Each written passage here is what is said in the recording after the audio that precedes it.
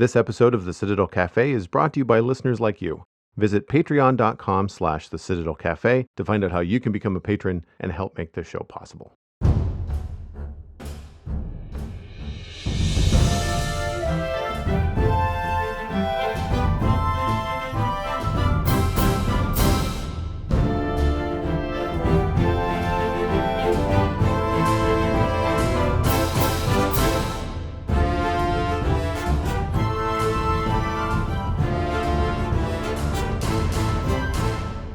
This is the Citadel Cafe, episode number 425 for Wednesday, December 1st, 2021. My name is Joel Duggan, and the Citadel Cafe is where my friends and I hang out to talk about the geeky stuff that we are into. Joining me this week, switching with Steven ESC, is Brocket Vola, the Cat Volver, on all the social media that matters. Welcome back to the show, my friend. How was your Thanksgiving? Pretty good. Just taking it easy, more of a potluck thing, so no burden of cooking all in one house, and it worked out pretty well. We still have a lot of ham. That's mostly what we have. Everything else is pretty much gone now. So not a turkey dinner, a ham dinner instead? No, we're not big turkey people. Really? So we definitely lean hard on the ham. Is ham also for Christmas, or you go more traditional? Yeah. Okay. Cool. Ham. So with the potluck, I've done that before at different family gatherings when there's 20 people all gathering and people just bring stuff. What's your favorite kind of part of traditional potlucks? What is there a dish that you just can't wait, or if you have to make sure someone is bringing, and if they're not, you have to make it yourself? A lot of times, somebody always wants some form of mashed potatoes, but it's varied wildly over the years. I've seen some with heavy garlic, some with heavy cheese, some with heavy onions, and I want to say there was another one, but maybe I missed it. This year, ironically, one of the things I always avoid, sweet potato casserole, I actually liked it because Laura's aunt who made it didn't put the little tiny marshmallows to melt across the top, which I'm just not a marshmallow fan in general, but you already have sweet potato, which is incredibly sweet and squishy. And then you have these squishy, sticky layer on top, and no thanks. Instead, what she did was she almost glaze cooked, she cooked kind of Chex Mix and then honey glazed, charred them across the top. So you kind of had this almost like a cobbler crumble top of Chex Mix that was sweetened. So the texture of that was fantastic to me. So I liked that a lot more. So that was more my style. So that was a fun surprise for me this year. And then, we had the mashed potatoes, we had some green bean casserole, we had rolls, and what's another one? We did the cranberry. Some people, it's funny because I feel like I've heard more traditionally with other people this would happen, but with both Laura and I's households growing up, we'd have a cranberry sauce, but we would do the classic get it out of the can and leave it in the shape of the can. That was the joke of it. You'd let it squirt out, it'd have a can shape, and you could slice it still, but you wouldn't try to disguise that it came out of a can, basically. And this year our 11-year-old niece got the kind of scoop started and let it slurp right out of the can, and everyone went yay. So that was another fun little tradition thing that kind of crossed more generations this year. So that was fun. I follow a chef, Sad Pappy, on TikTok, and he was doing a bunch of Thanksgiving recipes leading up to the holiday. And one of them, he does everything fancy. He was a fancy chef and now he does TikTok videos professionally. And so what he was doing was taking traditional meals and making them a little bit, little shishi, and what he did was he made homemade cranberry sauce. So reduced the cranberries, added sugar and some spices and made it all really nice. And then used the can as a mold. So it looked like it came out of a can. Oh, that's really, that's cool. It's really funny, because he had that really hard earned cranberry sauce. And then at the end, it has that shoop, coming out of the jar. Yeah, exactly. I thought it was really well done. I got a kick out of that. I like sweet potatoes, and that's new. new-ish in my 40 plus years on the planet. The thing that my dad's partner usually brings is a sweet potato dish, because my sister's not big on them, but a lot of other people are. So Andrea doesn't know how to cook them, or not that she couldn't learn, but like just it's one more thing she has to do for just a handful of people. So often Phyllis will bring sweet potatoes, and she doesn't do anything too fancy with them, but she adds like cinnamon and nutmeg to them, and so they're still sweet. They're not extra sweetened. We don't do the whole marshmallow thing in Canada, at least not that I'm aware of. Most of the time, it's just straight up sweet potato. But that's one of my favorite additions to my traditional turkey dinner. I prefer turkey over ham most of the time. But I also I've been on the fence because I grew up with potato stuffing and a lot of summer savory, and that's actually Yeah. cooked in the bird. Yeah. Whereas Okay. a lot of bread stuffing recipes are like a separate kind of casserole type thing. But every once in a while, my mom will try something new for stuffing, and or bring something new. And it was one year, it was a Scandinavian recipe, and it had like apples and cranberries and like pine nuts in it, and it was really good. It was traditional bread stuffing over potato, and I'm normally more of a potato just traditionalist because that's what I grew up with. But I really liked the cranberry recipe, and I might try and nick it from whatever neighbor my mom borrowed it from, because it was really good. It's the kind of thing, Yeah. like if you're doing a potluck, it's the kind of thing that you could bring separately and just kind of like add something really fun to the mix. This Christmas, I'm actually planning. I'm surprising a friend. I don't know if they listen, so I'm gonna be coy about it. But I usually get invited to a friend's Christmas party, and I just know often show up and just thank everyone for hospitality. But like ultimately, I eat food and drink and go home. But this year I'm gonna try to bring something new, and that I think would be a hit. So I'm gonna try something on my own, but it's gonna be, I don't say, well, it's a lot of work. It's a lot of time to try and figure it out. And the timing is what I'm fussing about right now, is the timing of having it ready, because it's not something I could do like the week ahead of time. Like I kind of have to do it like the day before at the latest, or the earliest maybe. Like it's hard to figure Yeah. these things out, because you don't want it to be sitting around too long before you bring it. But then if something goes wrong, I don't want to do it the day of. Right? Because then I wouldn't have time Yeah. to You correct the got to do. mistake. Yeah, and then two, if it goes longer or takes longer than I anticipate, I don't want to be late for the party. So there's that too.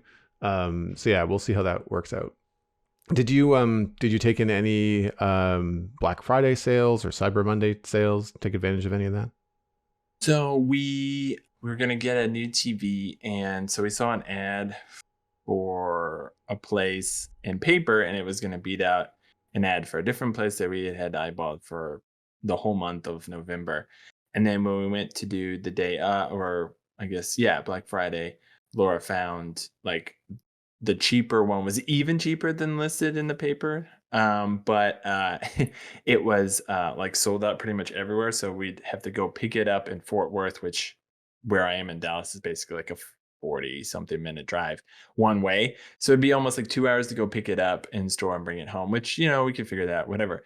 But then Cyber Monday rolls around, and Laura's talking to her folks about the TV we got. And so they Googled it, and then they saw that Cyber was having that TV again on sale, but it was now being shipped to you for free. So we're like, what the hell? So then Laura got that one. And I was trying to make sure that we canceled the original one we'd have to go drive and get. So as of this moment, we may or may not have two of the exact same TVs, which are like, it's not like they're both 70-inch. So you're not like Atta keeping two. Well, boy. maybe some people might Nice. keep 70-inch, um, but yeah, it's our Christmas gift to each other, but not two of them. I mean, we're not going to go full like sports bar in this Stereo house. I mean, vision. You come on. could do Yeah. VR I'm just like, oh, look at this. without a helmet, It's like, right? oh my God. Is that daylight? No, that's our two TVs turning on. No, don't worry. That's fine. Yeah, when you can hear Um, the hum, it might be a little bit too bright. yeah, exactly. The wall is just so hot, and like things melt off of it. But yeah, so we're trying to just keep the one, and then we got to mount it. It's gonna be mounted, and Laura and I, for the longest time, ever since we lived together, we don't care for the TVs over the TVs over the mantle or whatever on the No, fireplace. too high. But Too yeah, high. but the way our place is set up, we've tried to figure it out, and it definitely looks like it's going to be have to be over the mantle. So we're gonna get a mount that tilts down. So we're gonna have to look up. Plus, it's gonna keep basically our kids from like scooting their chairs all the way up to their noses against the screen, which is sort of Yeah. something we still kind of wrestle with right now. So anyway, that's the compromise for the size of the TV and the house we have now. But it's worth it. It'll be fine, and we'll Yeah. have other rooms in the house with other stuff. What model did you get, if you don't mind me asking? It ended up being a Vizio. We've had a Vizio for a long time, and it's been great. It's lasted for 8+ years, and the only problem it's ever had, it had since it was out of the box, which is it randomly turns itself off, which is very strange. You Google it, it's just something people all over the internet have talked about for a while, but it's one of these things where it's like, if the worst thing that happened is it turns itself off, which yes, is annoying at some times, but in general is just, you just turn it back on. It's not an issue of having to unplug everything and restart it. It's just literally like, that's it. You just hit the button, turn it back on. Then it's like, well, if everything else has served so well for 8 years, we'll take it. So we went with Vizio for this one as well. So is it a Roku TV? It is a smart TV. We have a Roku TV, and personally, I do not care for Roku at all. I've always had issues with it connecting to ours or being slower. So we're Amazon Fire Stick people. So the TV itself is smart. It's not Roku, but if we need to, we'll just put a Fire Stick in it if the smart TV functions are not good enough for us. Yeah. So I have a Roku TV. I have a TCL, which is kind of like on the same level of Vizio in terms of pricing and technology and the televisions. I've been keeping up. Not that I need a new TV because I just bought mine less than a year ago, but the Vizio have been reviewing really well, as have the new TCLs, and all of these companies have gone into like the 70 to 80 inch range. And I had a similar issue with my TV. I don't remember whether it was turning off on its own, but something would happen where I would then have to power it. Oh, I think it was the audio would cut out. Like I'd end up with a weird kind of like crackly audio, and it would be terrible. And all I'd have to do was just turn it off and turn it back on again, and it was fine. Not an experience you want after you just drop $1,100 on a new TV. Yeah. But as it turns out, and something that I never thought much about was that over the course of the last 6 months, I think Roku has updated twice, and the TV software has certainly updated once in the last 6 months. Last month. Like in November at some point, because I went to go change my picture quality one time, just the brightness. Like, I have a sunny room during the day sometimes, and then in the evening I go to sit down and watch something. I'm like, oh gosh, my retinas, and I have to turn the TV back down to like normal or like dark room settings, right? And I was like, oh wow, the menu's different. Everything is in the same tree, like it's all under, like picture settings are under picture, and the brightness is right at the top. It's all there. It just looks different in the way that it was animated and the way that it came up on screen. And I came to realize that like on around the 15th of November, they updated their software, probably ahead of the Black Friday, work out any kinks, and ahead of any televisions that are moving with the new software on it. Or would have been updated the moment that you plug them in. I don't mind Roku. I don't use it that often.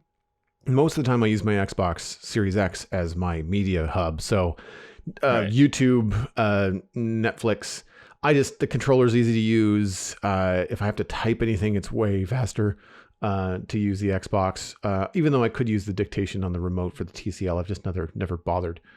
And then the only time I switch is I find, and this is unfortunate, I found it now with more, Disney Plus, Crave, which is like CBS All Access for me, and right. Amazon Prime. It's weird. The Amazon Prime interface on the TV will look terrible, like a 1080 picture on a 4K TV. Like it looks pixelated and really like 1990s. But then the image quality on the show will be much better.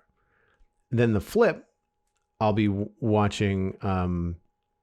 I'll be in the Xbox Prime app, and the interface is 4K, crisp. It looks like the Xbox interface. Like it looks very clean and new and modern. But then you go to watch a television show, and there'll be artifacts, or the frame rate will be weird. So I'm not sure what's happening. I'm sure it's got something to do with the fact that the television and the Xbox speak together like they should, and then it looks for games. But the TV will switch to HDR or Dolby whenever I play something that has that kind of content. I chalk it up to the delivery of like whether it's Netflix or Prime. I'm really not impressed with Prime's delivery as far as quality. I have much better experiences with something like a Dolby Digital experience on Netflix. It'll be a much cleaner picture with very few artifacts. And even though I still deal with this strobing effect on the TV, I'm not sure why it still happens. I guess it's just something I have to deal with, and that all 4K TV owners deal with. Is that if you have something that's a vertical structure, like you're panning a city, like in a Batman movie or something like that, when the camera moves sideways at a steady, slow pace, the buildings kind of like stutter. And it's the only time you notice it. If anything's fast Mm. happening on the screen, like if Batman is whipping around and punching people, you don't notice anything. It's fine. You don't see anything like that. But the vertical kind of stutter, it's got something to do with the refresh rate of the TV and all that kind of stuff. And it's probably because I spent $1,000 and not $2,000 on a TV, which was just I wouldn't anymore. Like I'll deal with the compensation. Not to mention that the main reason that I bought the TV was for video games, and I never notice any of that kind of stuff in a game. It's only on television content.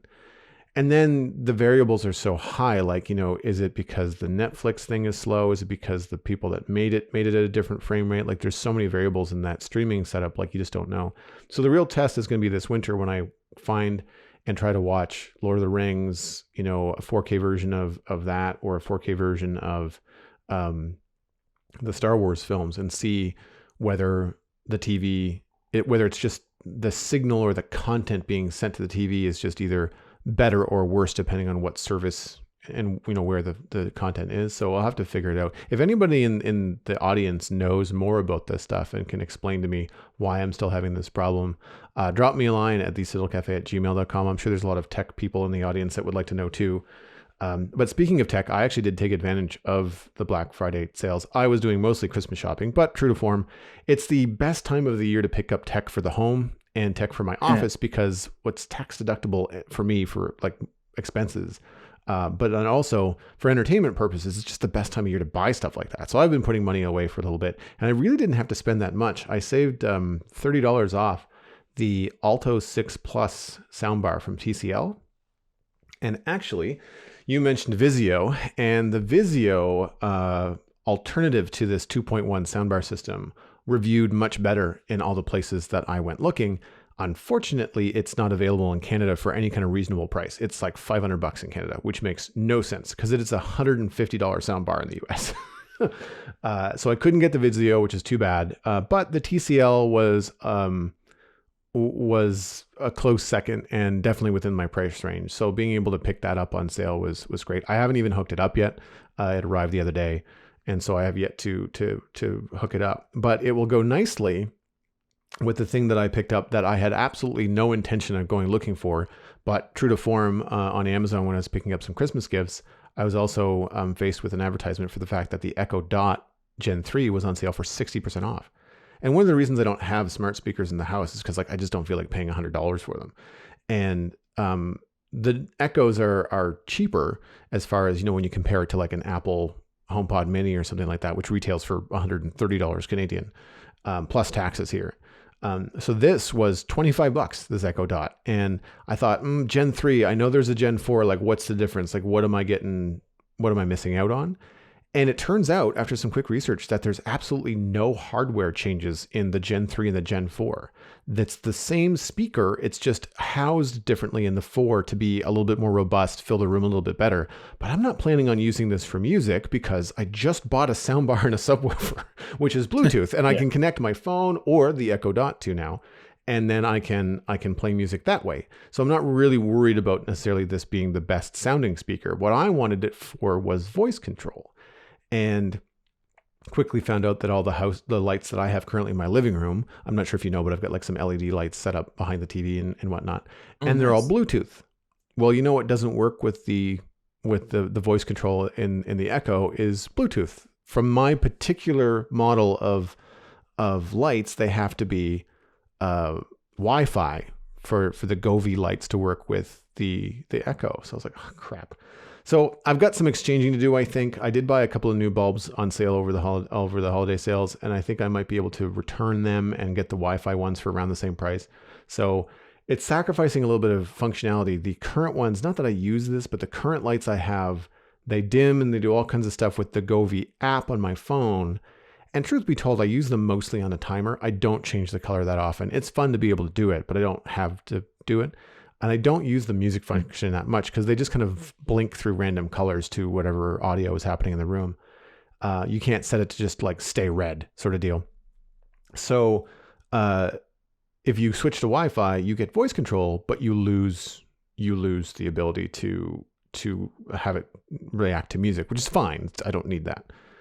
And then I'm also looking at some of the stuff that you can get now that reacts, like the television colors will react to the lights or vice versa. There's a little camera that you can stick on the top of your television from Govee that points down, reads the screen, and then the 4 light strips that you attach to the back of the television will light up the wall based on what's happening. One of the most dramatic things I've seen. Now this was a Philips Hue, which is a way more expensive setup. It was like $500 or $600. This, what I'm looking at, is like $100.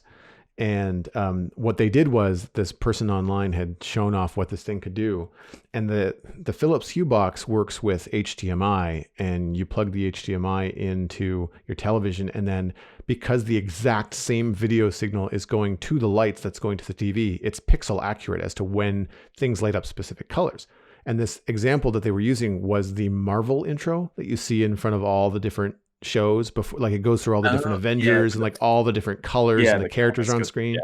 Anyway, it was really cool. And then the person that showed off the Govee system, it wasn't perfect, but it was neat to watch. They were playing Forza Horizon 5 and they were driving at night. And as they were passing cars in the race, the red taillights as they went by would light up the wall behind the TV, only for a brief second, but like just in the same sort of way that you get that red glare when you pass a car on the highway, it was happening in the video game. I was like, okay, I know this is not a need, this is a want, but so I'm considering it. I didn't pull the trigger because I'd already spent enough money, and I was like, I don't need it right now, and I kind of want to see a little bit more. I needed to do some more research.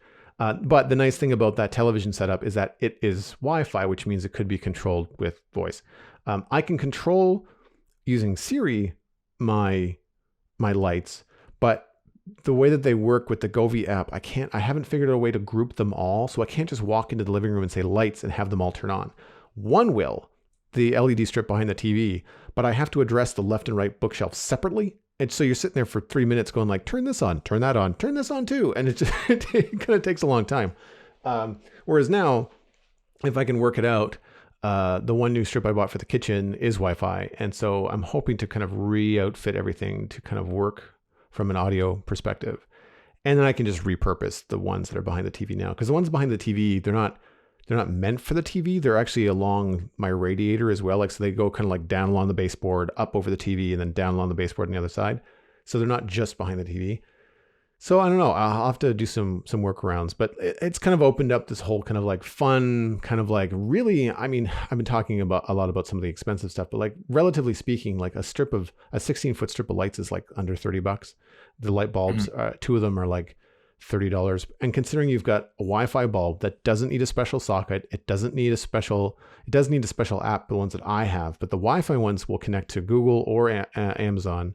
Or Siri, I think. I'm still working to figure out whether the Wi-Fi ones will also connect to Siri, but I'm pretty sure that because the Govee app controls the light, then you can get Siri to then control the app. Like there's a bunch of different interconnectivity. And it did get me thinking about how annoying it is, because I lost hours yesterday trying to sort out what will work with what. And I hope we get to a point soon where like Amazon and Google and Apple things are just going to work with all the things, so it doesn't really matter what home automation system you're embedded with. It's just going to be able to work, because as much as I use Siri around the house for different things, asking weather, checking time, setting a timer, I found in a short, 24 to 36 hours of testing that the Dot is just much faster to reply. And I get less errors, like I get less of I'm sorry, I don't know what you're asking, or like, I don't know that, but here's a bunch of links on the internet. Most of the time, if I ask like a complicated question, Siri just opens up Google and says like, I don't know, look here. Whereas the Echo Dot, I find, will give me a little bit more of a feedback, and it's a little bit more conversational, which is kind of fun. You can, True. Yeah. I know that on newer devices with Siri, you can like have more of a follow-up question, whereas the Echo Dot is just kind of like you ask the weather and it'll give you the temperature and what you might be expecting. And then you say, is it gonna, like, how much snow is expected to fall? And that's it. You don't have to say like how much snow is expected to fall today. You can just say, and how much snow is coming, and it'll just answer. And I Yeah. was like, that's really cool. And you can't change the accent quite as much as you can with a Siri. Siri's got like a Irish female accent on my phone right now, which I find fun. Um, I switched the Echo to use the wake word computer, which is just fun for me from a Star Trek thing. And Sure. I did switch it from the old female voice to the new male voice. I wish there was a new female voice because the old female voice feels very digital and very fake. Whereas the new voice for Echo, which is a male voice, is very smooth and barely sounds digital. Like it really feels like a recording. And so Yeah. I'd like to have more of that. Apparently you can get different celebrity voices as well. The one that they advertised to me was Sam Jackson, which I think would just be hilarious, but I'm not ready to pay $5 for it. But apparently there are other celebrities, and you lose some functionality depending on what, how robust the audio is. But like, I think it would be pretty fun, especially if there's one that sounds like the Star Trek computer. Like that would be, I would get a giggle out of that. So that's kind of where I am. I've hooked up my television to it, which is the TCL wouldn't work, but Roku worked. So you have to download, oh gosh, what are they called? Skills, I think, on the Echo. And then it will then interact with the devices that you've downloaded the skills for. And the TCL just would not work. It was the instructions on the app were to go to a certain setting that just didn't exist on the TCL. So obviously the app is out of date compared to the TCL software. And the Roku app though worked well. And so now I can turn the TV on. I can just tell it to change the volume to 18 or 20 or whatever, which is really handy because the batteries, the little AAA batteries in my television remote died the other day. And so I've been using my phone app to turn the television up and down, which it's a terrible experience for Roku.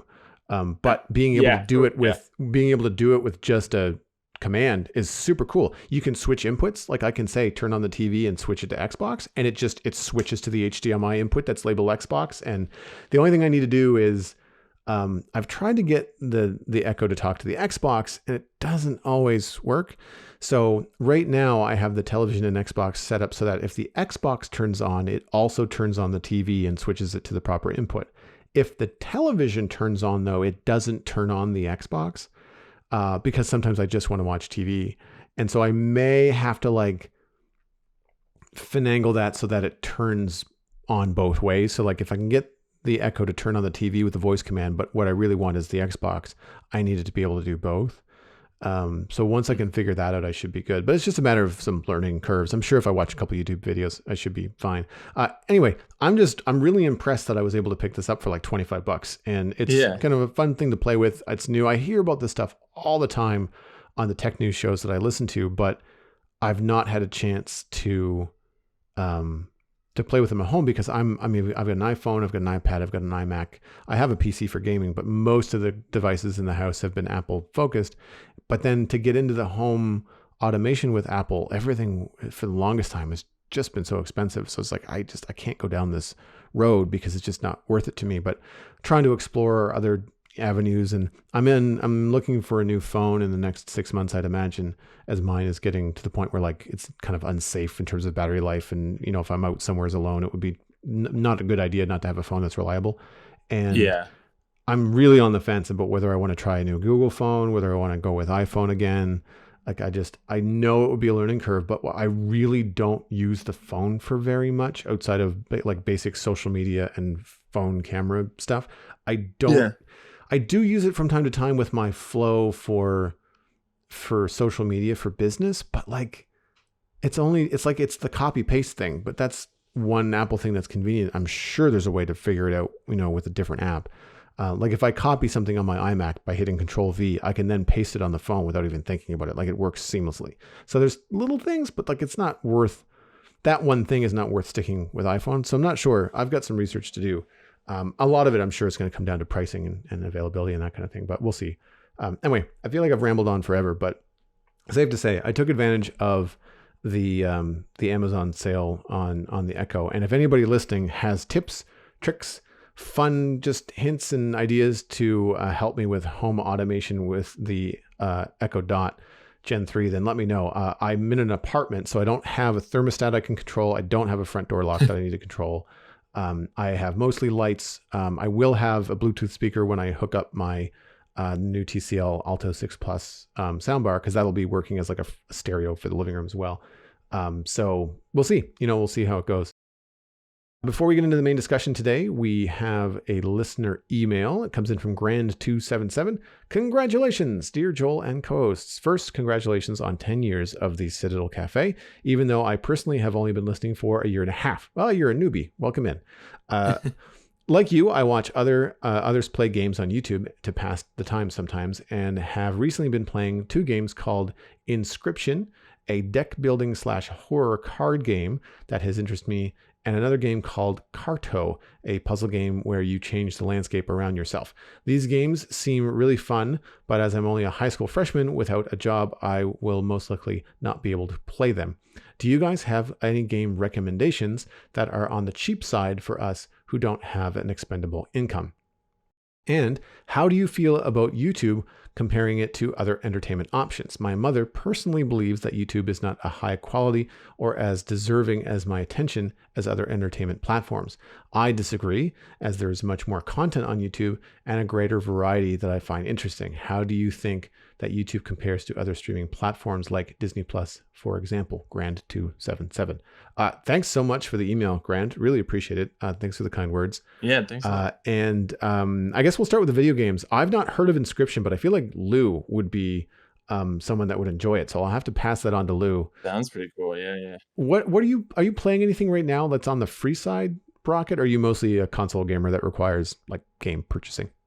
Mostly console games. The free-ish game that I play is on phone, or I could play it on the desktop, which is not Apple, but my phone's Apple. It's just Magic the Gathering Arena. If you like the Magic the Gathering card game, it's just that ported to some degree. So you can jump into that for free, and there's always like some codes online, like every once in a while for packs and stuff. And it's one of those games where like, yeah, you could pay money and you're going to get more out of the game, but also if you just kind of play and do like your one daily thing, they give you a little bit of gold, and you can kind of spend that towards playing the cards. But anyway, that's for whatever reason that still holds my attention. Of course, I played that back in middle school, so that's kind of fun. Something on the cheap. I mean, we unfortunately, timing of the email, I just saw a bunch of solid, like up to 80% off, but mostly definitely 50 or more indie games are being on sale, at least on the Nintendo Switch and PlayStation stores. And a lot of those games already start off after their initial release somewhere around 10, maybe. Like if it's a bigger indie game, maybe I've seen them around 20. But like when it gets like one of these big sales, they usually just, it's been out for a while, so they just want people to buy them. So I've seen games that like are normally like $19.99 selling for like $7.99. And that kind of keeps it pretty low. The only thing there is that you're getting a game that in some cases could be more like a thematic sort of thing that you're kind of sitting and enjoying. So you're not like playing it like over and over and over again, like kind of more rigorously like you would for like an RPG or maybe some of the games you've mentioned. But some of those indie games, you get 7 hours out of sometimes, and sometimes they have more replayability. But I was trying to think if there was another. I mean, well, no, those are big tier games. There's some big tier games on Nintendo. Sorry, I have a Switch and a PlayStation, but I've been leaning on Switch more with the 2 kiddos, so I can flexibly like just power down the device, put it down, and pick it back up, and it's back where it is. Whereas versus like PlayStation, which will turn itself off after like an hour of inactivity and that sort of thing. But some of the big titles on Nintendo just recently went from like $59.99 American to $39.99, and that's like the Zelda game, the Mario game, so like big ones. But again, on the cheap, yeah, I think mostly your best bet is to sort of check, even outside of the Black Friday season, a lot of the game stores. I mean, I don't even use Steam. I've never had capabilities to use it because I've used Apple computers for so long. But Steam or Epic, whatever, they always will have just free games just for having an account. And they also would just usually have massive sales. So that's usually a good place to look. I feel bad. I don't have like a good recommendation. I haven't touched like a really shorter, smaller, like indie game that's really like super held my attention for a long time. I've actually done more big tier games recently with Metroid Dread and Divinity 2 and some other stuff. But anyway, yeah, that's mostly where I would head for those things. There's usually always going to be something on sale. And if you put on most of those websites like a wish list together, sometimes you can just check your wish list and then it'll just show you in your list like, oh, this game's not on sale. So then you can wait and cherry pick it when it goes on sale versus worrying about paying, $20 when, in a month and a half it drops down to like, $7.99 for a day or a week. I'm glad that you brought up Epic because I've had an Epic account for a while because that's where I picked up Satisfactory when it first came out. I don't know if Yeah. Satisfactory is still on sale, but it was on sale for 30% off. Still 20 something dollars Canadian. I'm not sure what that works out to in American or wherever you are, grand, but definitely a game that you could put a lot of hours into. And so while it's not free, it's definitely going to be something that you can get your money's worth in terms of like, how much does it cost you to go to the movies? How much does it cost you to go to McDonald's for a hamburger? You take 4 of those hamburgers and put them into a video game and you've got this video game for as long as you want. And I've put 500, probably close to 1,000 hours into that game. Now I play it on stream, it's part of my job, but it's still something that has really overextended its value to the point where it's like it's pennies for the value of time that I've put into it. But yes, with Epic, you'll get a lot of, I'm talking like proper AAA titles that go for free sometimes. I've picked up a number of the Assassin's Creed titles, not the latest, but certainly a number of them over the years on Epic, where it just shows up in the free rotation. It's every Thursday they kind of roll out a new game or two, and they let you know like this one is free right now, this one is free next week, and this is the week after that. So you can kind of look ahead and see what's coming, and it costs nothing to download it. You just enter in your email. You have to have an account. If you do find an indie game on Epic or any game on Epic, if you want to, this is a full disclosure that it is an associate account, but I have a creator code, which is just my name, Joel Duggan, that helps support the podcasting that I do, my Twitch channel. So if you do pick up a game on Epic and you use the code, then it'll help me out. So if you want to do that, in terms of the code again, Joel? Joel Duggan, imagine that. Just Joel Duggan, one word. One word, No really easy to remember. Yeah. It's a commission program that Epic puts out for creators, which I think is really, really cool. You just have to have like a certain amount of following on like Twitter and Twitch and like basically kind of prove yourself as a decent kind of like creator influencer in the space. Not that I think of myself as an influencer, but like they have that option there, which is cool. Steam does not have that program, but on the flip, Steam does have things like gift cards, and you'll see that happening a lot more where Steam games will be gifted to people and you'll have like a Steam balance of $5 or $10. And right now Steam has the autumn sale on. And so you'll have games like something like Stardew Valley, which is $10.19 Canadian, which would mean it would be sub $10 American right now. Things like Halo multiplayer are free to play. Halo Infinite multiplayer, that is. Destiny 2 is free to play. Elder Scrolls Online, I don't know if that has a monthly subscription, but that's $7.50 Canadian right now, 70% off on the Steam sale. So I'm going to try to get this episode out as fast as I can. And so check that out on the Steam sale, because that'll be over relatively soon. It's usually just, a few days around Black Friday, Cyber Monday. I think it might go a couple days into December. So just kind of jump on that as quickly as you can. Slay the Spire is something that Lou has talked about on the show. I thought of that offhand. Yeah, that's good things. That sounds more like what he's angling for with the two games you mentioned. Yeah. And I didn't have time to check, but the games that he mentioned, I saw them on YouTube, and funny enough, probably because this email came in through Gmail, I saw an ad on YouTube for Inscription the other day. Townscaper sounds very similar to Cryo. No, what's it called? Carto, like cartography, I think is how that it comes in. But Townscaper is $4.48 Canadian right now, which means, again, probably sub $3 or around $3 on the US side of things. Yeah. And that is like a free sandbox, kind of like, not free financially, but like a free form build your own Open world, town by yeah, like, kind of open. you just kind of place houses and they kind of connect algorithmically, and you can make roads, and it has a very cool soundtrack. It's very chill.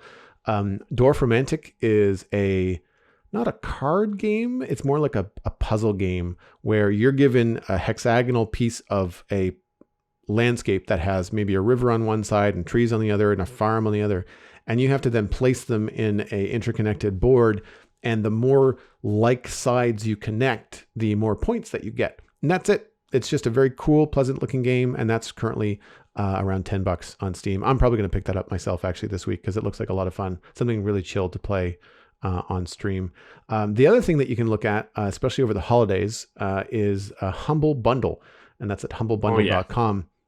And you can pick up a number of games, like several games in a bundle that will cost you a little bit more than $10, but we're talking like probably 10 or 20 games sometimes in a bundle. A lot of them are going to be indie games, and a lot of the times the bundle will support charity.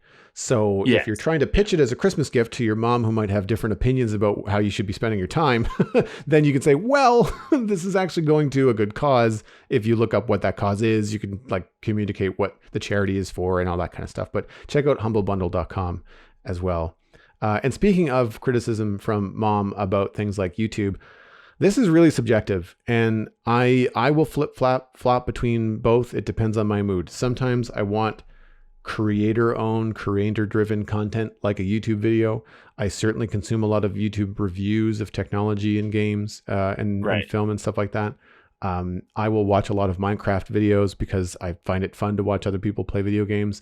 I will watch content creators play video games that I either can't afford or don't have the time for, or like, I'm not sure if this is really for me. It's fun to watch, but I don't know if I want yet another building factory game. I'll watch someone on YouTube play it for a couple hours and be like, okay, I got my fill. That's fine. So that, I think it's a viable way to consume games, because sometimes like the story in a game is really compelling, but you either just can't afford it or don't have the time, or maybe you just don't have the platform. Like maybe it's a PlayStation exclusive and you're an Xbox person. You just don't have that. So yeah, check that for, a good way to consume that content. But for me, the preference, it's like a yin yang situation, or apples and oranges. Like it depends on what I'm in the mood for. I don't go to YouTube to watch movies or TV shows. Like I watch, which is available. You can rent movies and rent TV shows if you have a subscription, but I'm guessing from the tone of your email, you don't. On Disney Plus, the quality of show that you get out of something like, say, Marvel's Hawkeye compared to the content that you get on YouTube, it's different. You don't even really compare it. It's more like if you're in the mood for well-made, well-written dramas or action stuff, you'll go to a platform like Disney Plus, like Netflix. There's a lot of animated stuff on YouTube that's fun. There's a lot of, short-form content that's fun. But like, I've watched and finished Arcane on Netflix, and nothing I've seen on YouTube even holds a candle to the quality there. So it really depends on where you're hanging your hat. Now, like I mentioned at the top of the show, probably because I had your email in mind, I spent a year watching mostly YouTube content. I think I canceled everything but Netflix, and I just did not need to have the services because I just didn't feel like sitting down and watching a film, or didn't feel like getting into 9 or 10 hours of a series like The Witcher, when I just was fine consuming 20-minute videos on, my YouTube platform from several different creators. And because I followed enough people, I would basically have a new video to watch every day, or several. So there's that too. It's one of those things where I think it kind of flip-flops between what I want to watch, like what kind of content I'm in. It's not that one necessarily has higher quality, because what you don't get on things like Disney Plus and Netflix a lot of the time are indie projects. You don't see a lot of, you might get the odd documentary, but you don't see a lot of independent creators on these big platforms, because these are massive companies that have huge budget projects going on. So it depends on what you're in the mood for. Like there's some projects on YouTube that just wouldn't be possible because they involve, creators' experiences. They involve communities that just don't exist. Like Disney is not making stuff based on feedback from people. They're making what they want to make. And if it does well, sure, they'll take that in consideration. But sometimes content creators, especially in the Minecraft space, because that's what I'm familiar with, will look to see what their audience is saying as to what they like. And if they like a certain kind of thing, like a certain, like maybe they're doing hardcore worlds or maybe they're doing PvP or something. And if the audience likes more of that, then that creator might lean into that if they're also enjoying it. And then you get more of what you want. And you don't necessarily have that kind of influence on bigger platforms. At least not in the direct way that you have on YouTube. So I don't necessarily think that it's that your mom is right or wrong. I think it's more that it's a matter of where you like to hang your entertainment hat, and it can be both. Like, I mean, you can like both and just like them for different reasons. Yeah. Moving on into what we've been watching this week, I'm sure you will have a lot more to say on this than I will because it's been an absolute eon since I've seen the original, but I have consumed the first 4 episodes of Cowboy Bebop, the 2021 live action series on Netflix. We'll have links to that, as well as the original anime series, which is also on Netflix, in the show notes this week. And I feel like I've been talking a mile a minute this episode, so I'm going to backseat and let you take this for a bit, because I'm really curious what you have to say, being a fan of the original. So far, though, it's mostly enjoyable for me. Definitely some laughs, and it's got some points for some unique design. But I'm curious as to how you're kind of feeling about it so far. Yeah. Okay. Trying not to. It's one of those things where like you have 1,000 thoughts, so let's crystallize this. and spoiler warning for the first 4 episodes. Like, we'll have to talk about some stuff for people. I'll try and keep as much of the original anime spoiler free as well.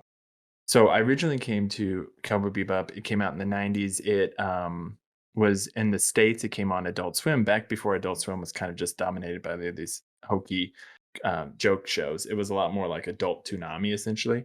And that's where I found a lot of my favorite animes to this day, Trigun, Outlaw Star. But Cowboy Bebop was amazing. It basically just ran 26 episodes, eventually did a later movie, but that was it. And that was it. And they had some manga and stuff like that, but that's all I had. And for that show for the longest time, and I loved it. The music was great. The characters were great.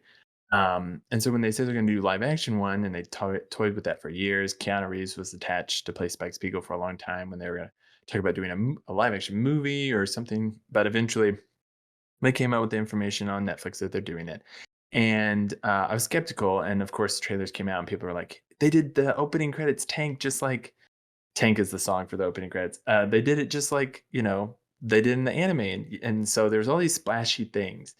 And I think right now, what's tricky and might work best that you've been so separated from the show for a while, because I'm talking about a show that I've seen probably certain episodes of Cowboy Bebop I've definitely seen over 10 times, like just an episode. The whole series from start to finish probably have completed 5 times. It was a show that like once I got it back when like DVDs were precious, like I spent the $30. Can you imagine spending $30 on just 4 episodes of a show on a DVD? That's like how far like in middle school, high school it was for me. Where now you can buy like the whole series on Blu-ray for like $30 usually. But yeah, I'd show it to friends and all this sort of stuff. So I definitely am one of those people that's going to come to it incredibly judgy of it. Same the way I approached Umbrella Academy, which I love the comics before they did the Netflix show as well. And the number one thing I will say about the new live action one is my friend pointed this out. They brought back the original composer. So the music, not only the old music that they're bringing back to put in this show from the anime, but new music is great. I mean, the music cues throughout the show are really awesome. Stylistically, visually, it's pretty awesome. Like the weird coat button thing that Spike wears actually looks pretty decent and good in reality, whereas most anime costumes don't always translate. But both Spike and Jet's costumes look great. Faye, of course, they had to make a lot more appropriate because usually she's just in booty shorts and like a button vest with one button that barely buttons, that sort of thing. So you're like, nah, this is not going to function for any actress to perform anything. So they changed some of that, but for the most part, well, Spike's hair is not green, but Faye's purple, and Spike's got the metal arm and all this sort of stuff. So I say music, production wise, great. The casting of the main 3, really, Spike, Jet, and Faye, who are all in the opening credits, so their involvement. I think all 3 of them actually are really good for their characters. And so like you, I've seen the first 4, and so where it starts to get tricky for me is that of course, you're adapting the anime, and I was curious as to how they're going to do it. Are they going to adapt certain episodes one for one? Are they going to whatever? And so what they kind of picked to do was like a mashup where they randomly take bits from different episodes, but only like certain bits. Like sometimes it's a full story bit, or sometimes it's just like a character that's part of a story arc, and they used it as a character for this other one. And how do I say this? I don't think the original probably is like mind blowingly well written, but I definitely bought the stories of each of those episodes, like the arcs and where they're going, better than the live action show. A lot of the stories in these episodes sometimes just feel so erratic. And again, probably because I have the burden of knowledge of the bits and Frankenstein pieces they've mashed together and the new stuff they've just created out of nowhere for it. Um, that it starts to look clunky. A lot of the best stuff is really, again, Spike, Jet, Faye, them leaning into those characters, them giving those moments. But the biggest, even more than the writing, the biggest thing that's bothered me the most thus far is the like antagonists have been, in my opinion, truly bad. Like the anime didn't have like these mind, like they're not writing Thanos, they're not writing like Iago for God's sake, but like Vicious, who's like this behind the scenes character. You're getting so much more of him so often so far in the live action show, to the point where like he's not even, he's just very limp for me right now. Like he's just a guy. He almost seems like a bumbling, like angry loser. And like, although he is an angry person, having the nickname Vicious from the anime, but he was a lot more like removed. And you could argue like he was one note because he only showed up in so much. And when he showed up, he was vicious. You know, that was it. But there was something to that. Whereas like if you're constantly seeing him in these moments, like he's just walking around, like I don't know. I Vicious to me is the absolute bottom of this show thus far for me. And he's supposed to be this very enigmatic character that obviously has some deep connection to Spike, and whatnot, and these things are being fleshed out. And I don't know, this, the whole syndicate in general was always something that I felt was better with less information than more information. um and I will also say some of the bad guys that had showed up, Teddy Bomber, I'll just try to use their names. This older woman who wears this big purple dress. They were like really good as an anime. And then they tried to make them live action, and those characters just fall so flat for me on the screen. And it's such a bummer because they were really cool when they were conceptualized in their stories for the anime.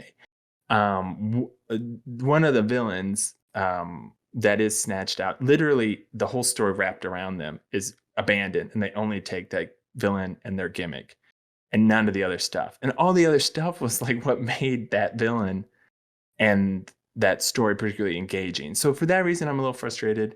I already know that they're going to use one of the best villains they had in the anime really early on, and it looks like they're going to tie them in a more, this has purpose for the story. Whereas in the anime, they were kind of banner hunters bouncing around, and sometimes they just fell into new things. And I get it, like storyline, you want bigger arcs, but like sometimes it's just fun to watch an episode where the characters like fart off for no reason and has no consequences. Now, that might play better in the 90s than today when we have the MCU and everything has to have meaning, everything has to be connected. And I get that too. So I'm trying really hard not to judge it too much for those reasons. But I'm curious how you feel particularly about those main people. Because for me, going back to the positive, I think Spike, Jet, and Faye just do a really good job. And the chemistry in particular between Jet and Spike is what you need to be great, because that was great in the anime, and I think they really nailed it. What do you think? So which, not the big villain you just mentioned, but the second to last point you made about the villain that they just took the gimmick and didn't give any of the story or the nuance. Which villain was that? Teddy Bomber. Teddy Bomber. Okay. So Yeah. yeah, disjointed is definitely a word that comes to mind when I think about why I'm still watching, because there's definitely enjoyable moments. And some of those moments, like you said, comes with Faye Valentine, because I'm familiar with the anime type. It's been a long time since I've seen the anime. I did Mhm. watch the first episode on Netflix just to kind of like while I was waiting for this to come out. I thought I was going to get to more of it, but I just never got back to it. I didn't dislike it. But the last time I watched it, I was in animation school. So we're talking 20 years ago. And it was not something I sat down to watch. It was something that someone else had brought in to put on while we were all working. So in school, right? So like you kind of got your head down at your drawing table and you're kind of looking up every once in a while. And at the time, I was pretty dismissive of anime, especially when it came to like, boob popping blouses. And I'm just like, oh gosh, no wonder you guys want to watch this. Like I just, I was an older person in the class. And I was just Yeah. like, okay, I'm past this. I'm a little bit, not saying I'm super interested in, but there were some animation and concepts and stuff in the show that I thought were really cool. That I think is what carries through. And so I've giving it a lot of points for like set design and production design. Costume design is really cool, as you mentioned. I definitely don't feel often that I'm on a set. Every once in a while when they're on the ship, I feel like we're on the Firefly. Like it feels very interchangeable with like, this is just some random set somewhere. It doesn't feel like we're in anywhere special. Whereas the outside Mhm. shots will very often be just like, oh, we're supposed to be on Mars right now. And this feels very alien. Like it's kind of this weird, kind of like grungy Avatar The Last Airbender meets sci-fi, lots of neon lights, lots of like cyberpunky type stuff. And it feels cool. Like, and it feels unique. And you don't think this is just a backlot in Hollywood somewhere. You really get the impression and feel like you're on planet.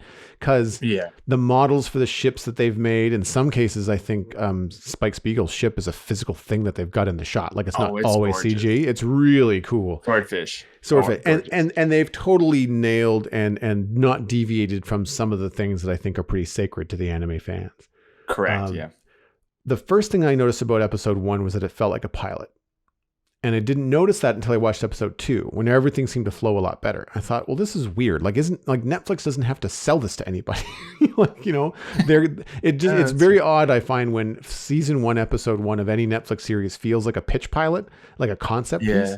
And having just watched the first episode of the anime very recently, it was almost blow for blow. And That is. and I was That's kind of closer. glad Yeah. that I didn't watch the anime series through recently before watching the live action, because I didn't want to just see the exact same thing beat for beat. So I'm happy to Yeah. hear that it's not, that they're interchanging things. So I'm probably going to enjoy the process of watching this. I probably stick with it, and then going back and watching the anime to kind of refresh my memory, because I remember not disliking it as a young man, but again, I haven't been back to it in a while. But I find there's a lot of stuff that feels really bad, like really badly done. Like just it's especially when it comes to Jet Black dialogue and delivery. I don't know whether I'm just not a fan of Mustafa Shakir, the actor. I don't want to lay it all at his feet. I think some of the dialogue he has to say is wooden and overwritten and does not flow from him in the same way that the things that John Cho as Spike Spiegel has to say. I find John Cho quite convincing. Very seldom do I remember, like I'm not looking him and seeing Sulu, like I'm not Mhm. seeing him in other major roles he's been in. I'm definitely melting into Spike Spiegel, which I think is great. I don't know Mustafa Shakir from anything else, but he feels really wooden at times, and I think it's more of the dialogue. I feel like it goes from like this buddy kind of like inside joke, elbow in the ribs banter, which I really enjoy, especially when Dunaway, sorry, not Dunaway, Faye Valentine is in the room. It's very, like the three of them together is very fun because there's all these Right. japes and jives, and can I kill her just a little bit? Like I really like that kind of stuff, and it makes you feel like there's a history, but then in other moments, it feels like the conversation between Spike and Jet, it's like the first time they're talking. Like it feels very odd. And I kind of wonder whether some of that is like the order in which they filmed everything and whether things got juggled around. And if we're seeing stuff that's very early scenes and very early work before John Cho and Mustafa Shakir found a groove, right? And then Maybe. as they intercut later scenes that they might have had to film in different order because of maybe sets being available or COVID or whatever. And then we're seeing that all edited and cut together, and you're getting like, oh, here they are on the first week on set, and here they are on the 10th week on set. And we're seeing them next to each other cut together and going like, why does this feel so different?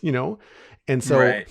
I'm aware of all that kind of stuff in production. So I'm trying not to be too harsh on it, but it does definitely feel jarring. And another critique I saw online, and I don't remember where I saw this, probably on social media, was that anytime they do anything that's cowboy bounty hunter-esque, it's pretty good.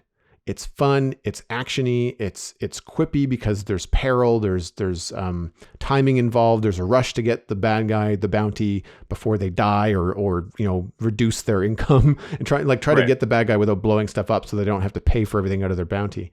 And that feels good. But then anytime there's like the on ship or the slow conversations or the heart to hearts or any of that kind of stuff, the show just comes to a grinding halt. And I'm just like, that's kind of been my experience. Not so much with other characters. I really like the conversations between Julia and Anna. Anna's the bar owner, like the bar owner and Julia, you mean? Yeah, and then Julia is just like the former love interest of Spike Spiegel, and I think so. Anyway, don't spoil it if it's beyond where we were watching.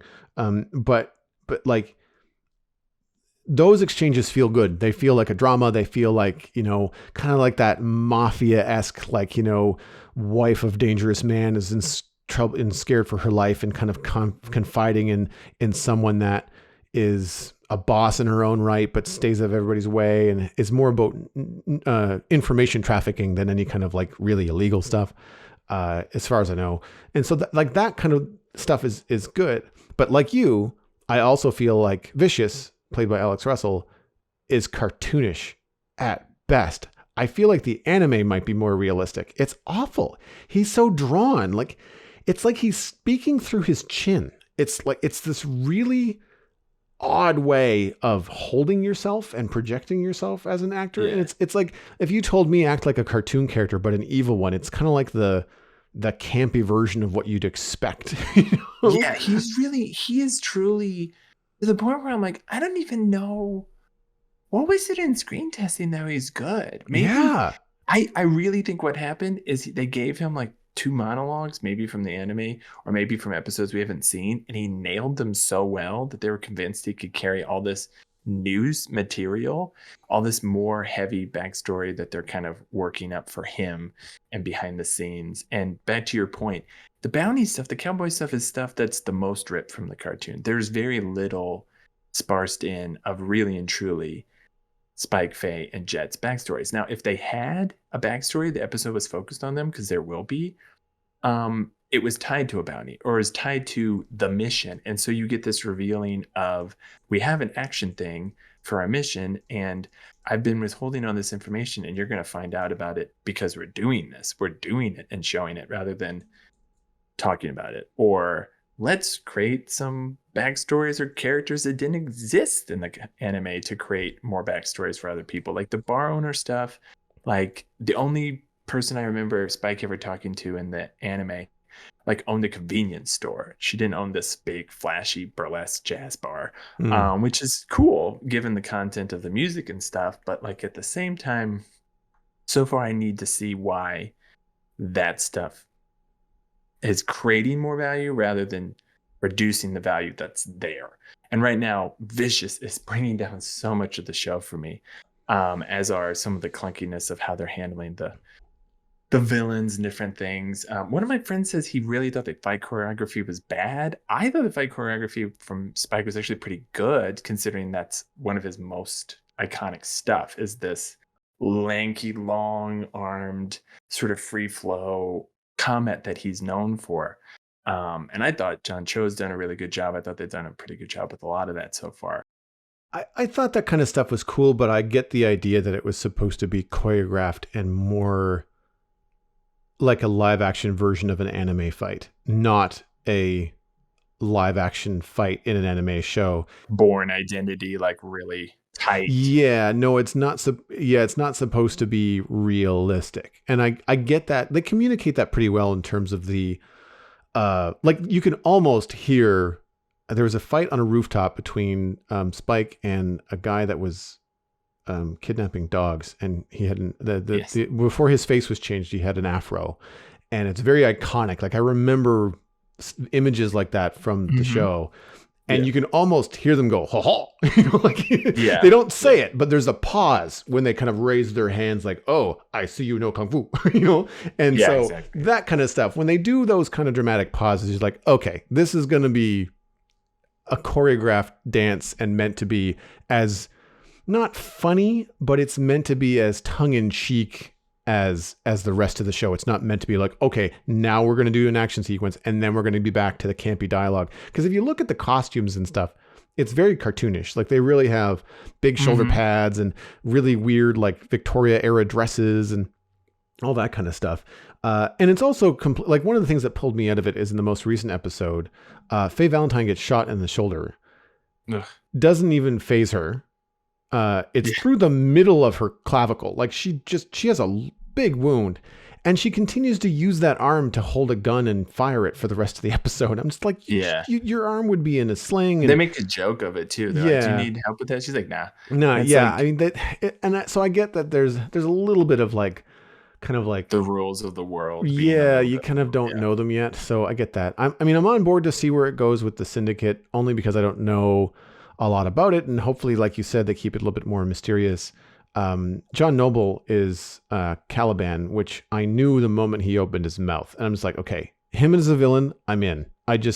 He's a good actor, So campy as this show is, I'm curious to see where that's going to go. So, I mean, I'll see how it goes. But I'm watching it and I'm not disliking it. So there's obviously something about it that carries me through, but true to your point, Vicious is something that pulls me out of it. Yeah. I was going to go back to your point about Jet. Cause at very first I was frustrated because the balance with Jet in the anime that's really awesome is that he has these bonsais. Now they punched it up by giving him a daughter in the series, which is okay, but it leans back into one of the things that is his main default is like, all right, this is the mission. Keep your head on straight, Spike. I'm kind of like the grouchy police chief, and I'm gonna yell at you about some stuff, and you gotta listen, and you're gonna roll your eyes, but don't you roll your eyes at me. That's sort of a default for him. That's in the show. But what gets balanced is sometimes he's like playing with these bonsai. He's like keeping his bonsai plants, and he's like very, very earthy about it. And then other times he's like, we'll go listen to a jazz thing, and he's trying to be really chill. And he's like the grandpa that's kind of gotten like one too many beers and finally is loosening up a bit. And there's a lot more humor to him. He is incredibly stiff overall. So personally, I thought what they didn't do him, Mustafa, a service of early on was giving him enough of moments where he could smile and not just be grouchy police chief the whole time.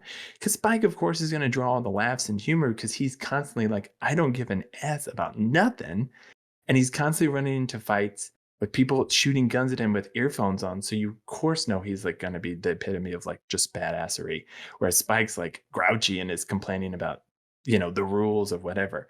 So I think the disservice to him was early on. And I think as I watched it more, I lean more now to Mustafa being the best version of what you could do for the anime character. Even Spike, to some degree, has moments where I'm like, ugh, it feels kind of strange. Just feels weird for him to be like that. And I think, again, that's because he's so tied to Vicious, and all that other stuff. But Faye so far has been really nice. I think they've given Faye a little bit more early on than just I'm sexy anime girl who shoots guns and steals your stuff. And she's a little bit less of that and a little bit more of like, three-dimensional person already. I'm trying to remember. She reminds me of someone. Like she reminds me of how Catwoman is portrayed a lot of times as a young female character in different movies we've seen. Like capable, but cryptic and untrustable, like just will absolutely look out for herself and no one else at every opportunity. In that way, it does become a little bit predictable, but I like that she's fast talking and funny and not necessarily like the best, like she happens into both good and bad luck, and is freaked out when people turn into trees. It's not like she looks at it and goes like, I've seen this before. I can handle everything. She just loses her mind. Like there's a certain amount of stuff like that. And that's the thing that I'll touch on before we move on. And that is the show. I've tried to watch it a couple times while I've having dinner and it's gross. And I didn't expect it to be this gross. And there are definitely times in the show where I'm like, I don't need to see this while I'm eating. And I've paused it and just gone back to it later. They pushed hard into some more of the gore of the violence, whereas the series just felt more like people got shot and you didn't need to see exit wounds. Like that wasn't the point of the series. There's a lot of gunplay and violence in the original series, but if somebody's bleeding across the floor, it's more for the shot and Yeah, like how that looks. Whereas in this show, it's more for the, the shock value, and yeah, I find that exactly. even just being gross, it's not just about gore and violence. It's also like sometimes it's just a little bit too much Foley work with like somebody chopping sushi. It's like I don't need to hear the slimy slop of Yeah. the fish hitting the chopping board. Like Yeah. there's a lot of over the top like sensory overload stuff that I'm just not a big fan of. Anyway, Yeah. I still think it's worth watching. I think it's worth checking out. If you are a fan of the original, you're at least going to have a critical eye. And if you haven't seen it in a long time or haven't seen it at all, you're probably not going to see all the things that Brockett and I are seeing. I mean, you probably will agree with Vicious. I think most people would, but I think that it's worth watching, and it's a fun departure from what I'm used to seeing. And if you are sick of all the really dark stuff that's on streaming services right now, as far as actions and sci-fi stuff, it's got some grimy moments, but overall, it's pretty jovial. Like there's Mhm. a lot of laughs, and I've definitely laughed out loud a number of times or rolled my eyes in some cases. Um, yeah, worth checking out. Moving on into the Internet Minute, which is, of course, brought to you by you, dear listener. The Citadel Cafe is listener supported, and that's 100% listener supported. You've been getting value out of the show, so please consider putting a little bit of value back in. Become a member at patreon.com/the Citadel Cafe. Joining at any level will get you a member-only Discord invite, as well as access to the bonus episodes. I've been trying to record more of these. Brockett and I had a short conversation before the show today, so patrons will get access to that.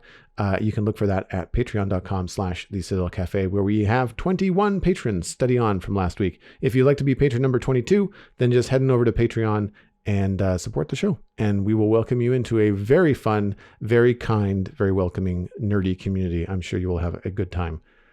My pick this week is fairly straightforward and in line with a lot of the green tech that I like to showcase on the show. It's a wind turbine wall. The article is on kottke.org, KOTTKE.org.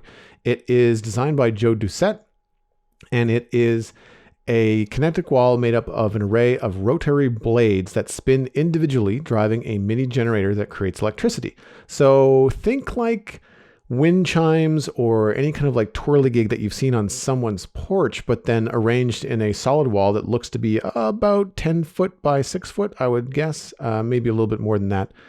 They're designed to go in places where you would have like a retaining wall or a large flat shed or something where wind or air would move very freely along that surface. And it can generate up to around 10,000 kilowatt hours per year, which is roughly the amount that a single family home consumes. So really cool idea. And it looks really pretty. Like it doesn't look like you have a big turbine in the middle of your yard, or we've showcased some tulip turbines on the show before, which are cool looking, but ultimately still have a very distracting kind of like, look at this in the middle of the yard or on top of the house or whatever, which is fine. They still look neat, but they are much more distracting. So if you're looking for something that looks like, you know what I mean when I say like those old cinder block carports that would have like the holes in them where it's not quite enclosed, the air can still flow through, but you can sort of see through it. It's that kind of thing. As the turbines turn, you can sort of see through it. So you could use it as like a decorative piece to either enclose or not enclose a space along the way of a solid wall. It seems very, very cool. We'll have a link to the article and a link to the YouTube video in the show notes this week. And I'm all on board for stuff like this, especially if it becomes affordable for homeowners to then add something like this that will hopefully over time pay for itself, as you are no longer pulling power from, less than environmental friendly sources in your country. And I'm hoping to see more of it. Well, that wraps up this episode of the Citadel Cafe. You can get more information about the show and links to some of the things that Brockett and I talked about at thecitadelcafe.com. Music for the show was composed by Kevin MacLeod. And of course, you can email us at thecitadelcafe@gmail.com or find the show by name on Twitter. Subscribe for free on iTunes, Google Podcasts, Stitcher, Spotify, and YouTube. Word of mouth is the easiest way to support the show. Just tell friends about the Citadel Cafe and where they can go to listen to it. My name is Joel Duggan. You can find everything I am doing online, including my illustration and design portfolio at joelduggan.com. You can find my other podcast, The Spawn Chunks, at thespawnchunks.com. That's all about Minecraft. And 118, Minecraft The Caves and Cliffs Update Part 2 dropped yesterday. And so that is what we're going to be talking about over the coming weeks. You can also follow me on social media at Joel Duggan and, of course, twitch.tv/Joel Duggan, where I play a lot of Satisfactory, Minecraft, and hopefully some new games that I might be picking up on the Steam sales and Epic Game sales this coming week. Brockett, where can people find you online? Just follow me at the Cavulmer on all the social that matters. You've been listening to the Citadel Cafe, where we are fast, easy, and cheap, but you can only pick two.